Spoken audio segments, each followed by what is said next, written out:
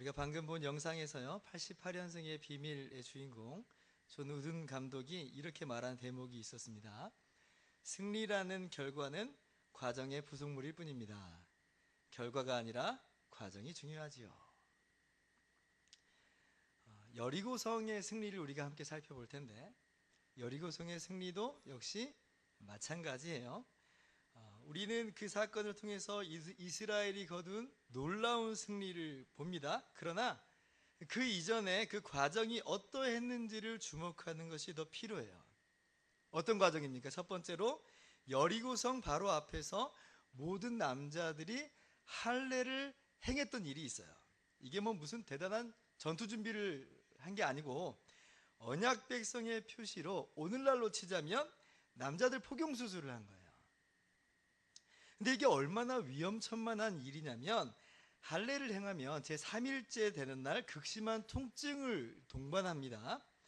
당시에 무슨 뭐 마취제가 있었겠어요? 무슨 뭐 소독제가 소독이 제대로 되겠어요? 뭐 그런 게 안 됐겠잖아요. 그러니까 오늘날도 뭐 이렇게 고통스러울 텐데 훨씬 더 열악한 환경 속에서 그 당시에 그 고통은 더 엄청나게 심했을 거라는 거죠. 자, 문제는 그렇기 때문에 남자들이 전투 불능의 상태에 빠져요. 지금 여리고성을 정복해야 되는 그 전쟁을 앞두고 있는 상황인데 전투 불능의 상황이 된다. 옛날에 야곱의 아들들이 세겜성 사람들을 진멸할 때에 그게 가능했던 이유가 그날 바로 세겜성 사람들이 할례 받은 지 3일째 되는 날이었거든요. 그때 기습 공격을 해서 세겜성을 진멸할 수 있었던 건데 지금 정확히 정반대 상황을 하나님께서 말씀하신 거예요. 할례를 행하라는 거예요. 불과 여리고성에서 3km밖에 안 떨어져 있어요. 여리고성에서 1시간 정도만 지금 나오면 어쩌면 지금 쑥대밭이 될 수 있는 그런 상황 속에서 하나님은 할례를 명하셨고, 그리고 이스라엘 백성들은 하나님 말씀에 따라서 하나님의 백성이라는 표시로 할례를 행합니다. 이게 첫 번째 과정이었어요. 두 번째 과정은 발에서 신을 벗는 것이었습니다. 이스라엘 사람들의 지도자 당시 여호수아였죠. 근데 그 여호수아가 여리고성 가까이에 이르렀을 때에 눈을 들어보니까 한 사람이 칼을 빼고 마주서 있는 거예요. 알고 보니까 여호와의 군대 장관이에요. 근데 뭐라고 말씀하시냐면 내 발에서 신을 벗으라. 내가 선 곳은 거룩하니라. 이렇게 말씀하세요.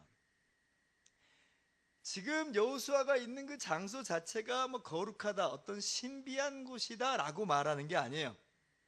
이 말이 무슨 말이냐면 지금 너가 서 있는 현장, 이 전쟁의 자리는 하나님께서 인재하시는 자리고 하나님이 싸우시는 전쟁이다라는 말이에요.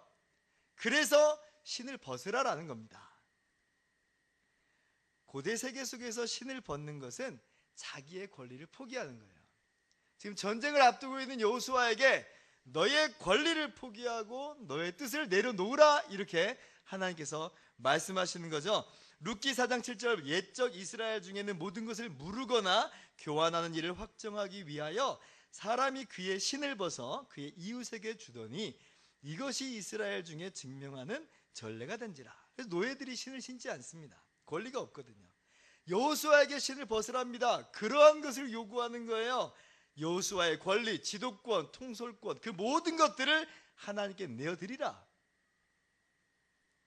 그래서 여호수아가 신을 벗어요. 하나님의 주권을 인정하는 거죠. 그리고 그때에 하나님께서 여호수아에게 주신 방법은 여리고성을 7일 동안 돌아라 하는 거예요. 세 번째 과정이에요. 하나님의 말씀대로 여리고성을 7일 동안 도는 거예요. 온 이스라엘 사람들이 언약궤를 앞세워서 그 군사들이 여리고성을 7일 동안 돕니다. 매일 한 바퀴씩 돌아요. 한 바퀴 정도 돌면 한 3km 정도 돼요. 여리고성이 뭐 엄청나게 큰 성은 아닙니다만은 요새화된 성이에요. 그 성 주위를 3km 정도 되는 그 거리를 매일 한 바퀴씩 돈다. 직접 공격하기 만만치 않은 성이지만 그래도 이렇게 성 주변을 뱅뱅 도는 것, 이게 무슨 의미가 있겠어요? 여리고성을 쳐서 점령하는 거하고 성 주위를 도는 것이 무슨 연관성이 있을까? 그러나 이스라엘은 하나님의 말씀대로 여리고 주위를 돌고 마지막 날에는 하나님께서 말씀하신 대로 7바퀴를 하루아침에 돕니다. 그러한 과정을 통하여서 어떠한 일이 있게 되냐면 결국 여리고성이 사람의 손을 대지 아니하고 무너지는 놀라운 역사를 우리는 성경에서 만나게 되고, 이스라엘 백성이 여리고성을 쳐서 점령하는 그런 일을 우리는 성경에서 봐요. 여리고성을 점령할 수 있었던 이유 뭔가? 라고 할 때에 그것은 바로 믿음이었다라고 성경이 오늘 이야기하고 있는 거죠. 자, 11장 30절 같이 한번 읽어볼까요? 시작. 믿음으로 7일 동안 여리고를 도니 성이 무너졌으며, 7일째 되는 날 아침 일찍 일어나 7바퀴를 돈 후에 나팔을 불고 외치니까 그 두껍고 높던 여리고 성벽이 무너져 버리는 거예요. 그래서 이 여리고 성의 이 승리는 어떤 이스라엘 백성들의 노력이나 어떤 이스라엘 백성들의 어떤 능력에 의해서 주어진 게 아니에요. 성경은 말하기를 그것은 믿음에 따른 결과였다라고 이야기를 하고 있는 거죠. 그래서 여리고성이 무너진 것에 주목하기 이전에 우리는 무엇에 주목해야 되냐면 바로 이 믿음이라는 것에 주목해야 돼요. 믿음. 우리가 어떤 삶을 살아가야 되는가라고 할 때에 바로 이 믿음의 삶을 통하여서, 이러한 과정을 통하여서 하나님이 주시는 놀라운 승리를 누리는 저와 여러분 모두 되기를 주님의 이름으로 축원합니다. 자, 그런데 그러면 이 믿음은 도대체 어떤 믿음인가라고 할 때에 이 믿음은 다른 게 아니에요. 하나님이 하신다는 거예요. 하나님이 하신다. 하나님이 하신다는 이것이 이 믿음의 내용이에요. 오늘 이 말씀을 잘 보셔야 돼요. 지금 이 말씀이 우리가 뭐 잘 믿고 뭐 세게 믿고 강하게 믿어야 된다 그렇게 이야기하는 게 아니에요. 지금 믿음으로 여리고성이 무너졌다는 것은 하나님께서 우리에게 뭘 말씀하고 싶은 거냐면 승리의 원인이 너에게 있는 것이 아니라 하나님께 있다라고 말씀하시는 거예요. 여기서 믿음으로 나아간다는 것은 바로 그것을 믿는 믿음으로 나아간다는 거예요. 우리가 믿음을 뭐 굳게 붙잡고 부둥켜 안고 세게 믿어서 이런 결과를 맺자는 게 아니라 일하시는 하나님, 역사하시는 하나님을 신뢰하면서 나아가는 자에게 하나님께서 역사하신다. 여러분, 할례를 행하는 거하고 전쟁에서 승리하는 거하고 직접적인 관련이 있나요? 그럼 신을 벗는 거하고 이 전쟁에서 승리하는 거하고 무슨 인과관계가 성립됩니까? 그렇지 않아요. 그게 전쟁하고 무슨 상관이 있어요? 인과관계가 성립하려면 기습을 한다든지 화공을 한다든지 아니면 그것도 아니면 압도적인 전력으로 손실을 각오하고 밀어붙인다든지, 이게 인과관계예요. 할례를 하는 것, 신을 벗는 것은 인과관계가 아니에요. 승리하고는 사실 하등 상관이 없는 이야기. 그러면 자, 성 주위를 삥삥 도는 것이 전쟁하고 무슨 관련이 있습니까? 없어요. 없어요. 전쟁하고 전혀 무관한 모습이에요, 사실은. 이런 포인트를 잘 잡으셔야 돼요. 그러나 하나님께서는 그런 것들을 명하신다. 왜냐? 그 이유는 하나예요. 이 싸움은 너희가 하는 게 아니야. 내가 하는 거야 라고 하나님께서 말씀하시는 거예요. 그래서 이것이 무슨 뭐 세게 믿어라, 순종하라, 무슨 돌격대장식으로 우리에게 지금 이 본문이 요청하는 게 아니라 살아계신 하나님 믿으라는 거예요. 방점은 살아계신 하나님, 역사하시는 하나님을 믿어라. 우리의 조건과 환경과 무관하게 역사하시는, 우리는 연약할지라도 능력이 있으시는 은혜와 자비의 하나님을 믿어라. 그러므로 믿음으로 승리한다는 것은 오해하지 않으셔야 됩니다. 우리의 믿음이 위대하기 때문에, 우리의 믿음이 어떤 원인이나 조건이 되기 때문에 그렇다는 것을 의미하는 게 아니에요. 믿음이라고 하는 것은 하나님이 하신다는 거예요. 그저 우리는 살아계신 하나님이 하신다는 그걸 믿는 거고, 우리가 아니라 하나님께서 친히 당신의 크신 능력과 자비로 역사하신다는 것, 이것이 오늘 본문이 이야기하는 거예요. 믿음으로 승리하시기 바랍니다. 그 믿음은 하나님을 향한 믿음이에요. 우리가 히브리서 11장에 믿음의 용사들의 이야기를 쭉 보고 있는데, 이 믿음의 용사들의 이야기를 들을 때 사실 우리는 대단한 아이러니를 겪습니다. 말씀을 읽을 때면 이 용사들의 모습을 보면서 야, 나도 이런 믿음의 용사가 돼야지 하면서 두 주먹 불끈 쥐고 결심하고 결단하고 다짐하고 또 다짐하면서 그렇게 나갑니다. 그런데 이 믿음, 이 말씀을, 이 히브리서 11장 말씀을 거의 다 읽어갈 때쯤 우리의 감정은 어때요? 난 틀렸어. 난 믿음의 용사 아닌가 봐. 먼저 가. 나는 그런 자질이 못돼 하면서 좌절감이 이루 말할 수가 없는 거예요. 믿음의 용사 되자고 읽어나갔는데 도리어 그거하고 전혀 거리가 먼 우리들의 모습만을 발견하는 겁니다. 그래서 만약에 히브리서 11장의 교훈이 너도 믿음의 용사가 될 수 있어, 한번 해봐 라는 단순히 그런 식이라면 우리 모두는 사실 목적 달성 실패예요. 그러나 히브리서 11장의 이 믿음의 용사들은 그런 식으로 우리들에게 교훈하는 게 아니에요. 믿음의 용사들의 리스트 맞아요. 그러나 그 이전에 더욱 놀랍게 우리 가운데 보여주는 것은 이들을 믿음의 용사로 앉혀놓고 이끌어가시며 역사하시는 살아계신 하나님의 능력과 그분의 은혜와 자비예요. 이 사람들이 그걸 증명하고 있는 거예요. 32절 이하를 같이 한번 읽어볼까요? 시작. 내가 무슨 말을 더 하리요? 기드온, 바락, 삼손, 입다, 다윗 및 사무엘과 선지자들의 일을 말하려면 내게 시간이 부족하리로다. 즉 계속해서 믿음의 용사들의 리스트를 이야기하고 있는데 시간이 없어서 지금 이제는 사람 이름만 나와 있어요. 사람 이름만. 그런데 여기 나오는 사람들의 면면이 참 재밌습니다. 기드온, 사사시대의 영웅이죠. 이스라엘을 7년이나 괴롭혔던 미디안의 13만 5천의 대군을 격파하는 그런 쾌거를 이루어서 이스라엘을 구원해내고 건져내네요. 그런데 여러분, 기드온이 그럼 처음부터 그런 사람이었는가? 그렇지 않아요. 이 기드온이 어떤 사람이었냐면 미디안 사람들이 볼까봐 밀을 포도주 틀에서 타작했던 사람이에요. 밀은 타작마당에서 넓은 뜰에서 지금 타작을 해야 되는 거예요. 그 당시에는 이렇게 마차 바퀴나 이렇게 굴러가게 해가지고 알곡과 껍데기 이렇게 지금 이걸 지금 가리는 그런 게 지금 포도주 이 타작마당에서 있어야 되는 일이거든요. 그런데 지금 이 미디안 이 사람들이 볼까봐 기드온은 어디서 지금 그렇게 타작하고 있냐면 포도주 틀에서 지금 하고 있어요. 좁아요. 포도주 틀은 그렇게 크지 않아요. 거기서 밀을 타작했다는 것은 밀을 지금 하나하나 까고 있다는 말이에요. 나중에 치우기도 곤란한데 말이죠. 미디안 사람들이 볼까봐. 기드온이 그런 사람이에요.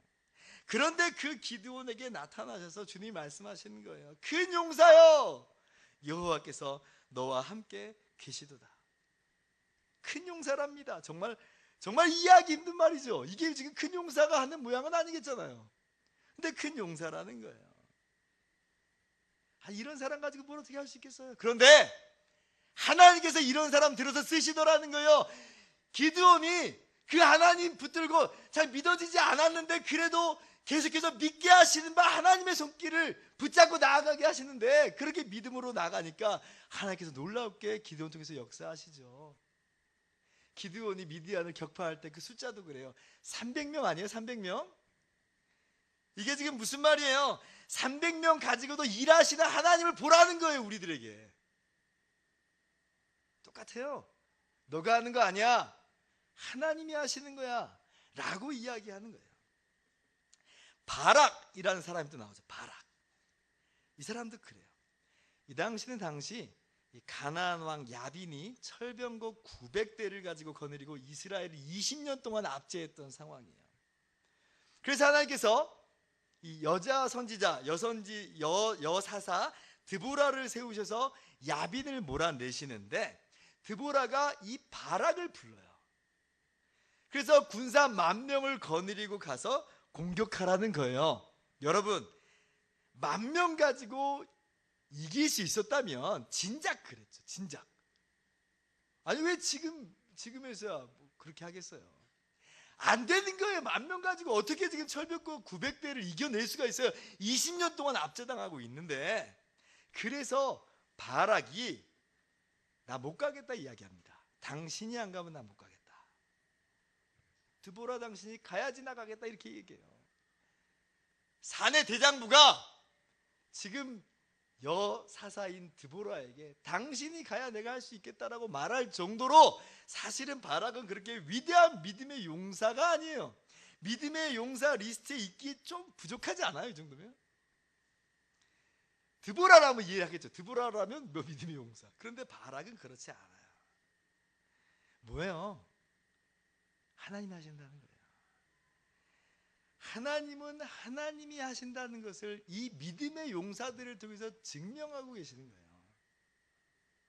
거기에는 어떤 인간의 연약함이 장애물이 된다든지 우리가 가진 어떤 조건이 필요 충분히 된다든지 그렇지 않다는 거예요.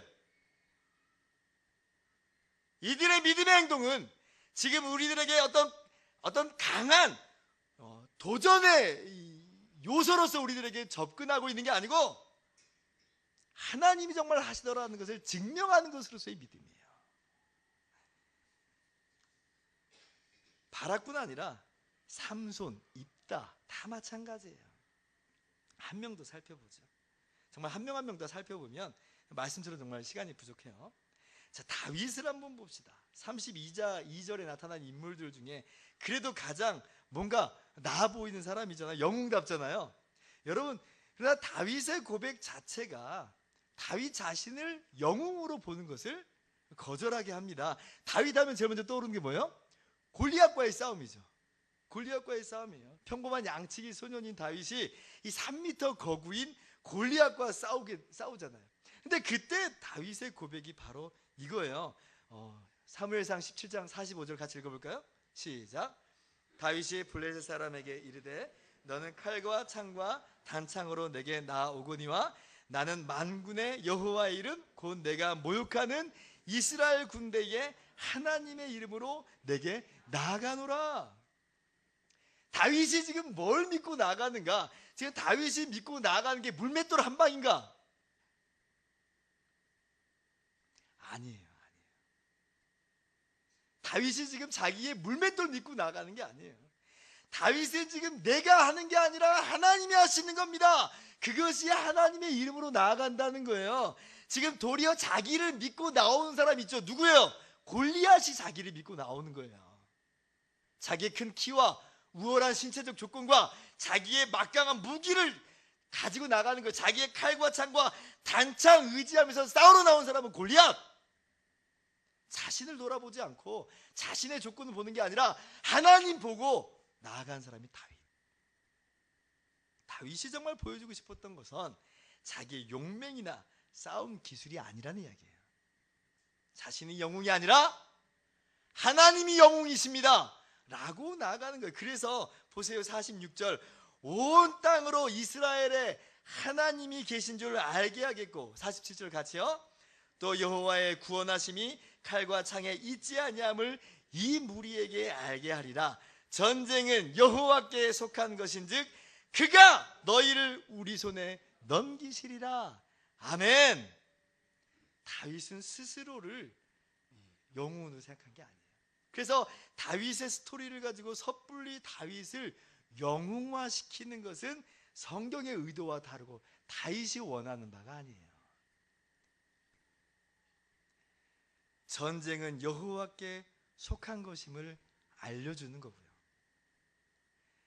하나님이 만물을 다스리고 통치하시는 참 하나님이라는 것을 우리에게 증명하는 것으로 기능하고 있어요. 그래서 이 사람들의 이 모습을 보면서, 이 믿음의 용사들의 모습을 보면서 우리는 하나님이 얼마나 크고 위대하신지를 발견할 수 있어야 돼요. 이것 발견하지 못하면 우리는 헛다리를 짚고 있는 거예요. 믿음의 용사 이 리스트를 잘못 적용하고 있는 거예요. 오늘 여러분, 하나님이 얼마나 크신 분인지를 발견하시기를 소망합니다. 하나님이 얼마나 위대하시는지를 여러분 볼 수 있어야 돼요. 오늘 하나님께서 이 믿음의 용사들의 리스트를 통해서 자기 증명을 하고 계시는 거예요. 우리들에게 하나님 당신이 어떤 분인지를 보여주고 있는 거예요. 그러므로 오늘 이 시간 여러분, 살아계신 하나님을 믿으시기 바랍니다. 그것이 포인트예요. 그분이 아니라 그분이 능력이 있으시고요, 그 어떤 세력도 하나님을 막을 수가 없어요. 그 말은 우리가 연약할지라도, 우리가 부족할지라도 그것이 제약 조건이 될 수 없다는 이야기예요. 지난주에 살펴봤듯이 기생 라합과 같은 그런 죄악과 더러움에 점철돼 있을지라도 크신 은혜와 자비의 하나님께서는 우리를 붙잡고 계시고 그렇게 우리를 끌고 가시더라. 결국 믿음의 용사의 반열로 우리를 세워놓으시더라. 그 어떤 인간의 연약함과 미련함도 하나님의 주권과 역사를 막을 수가 없다.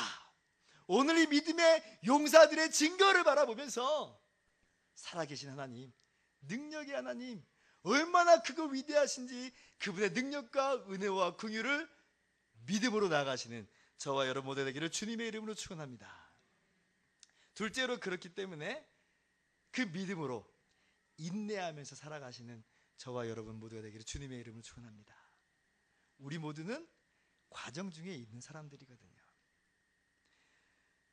결과는 이미 나와 있어요.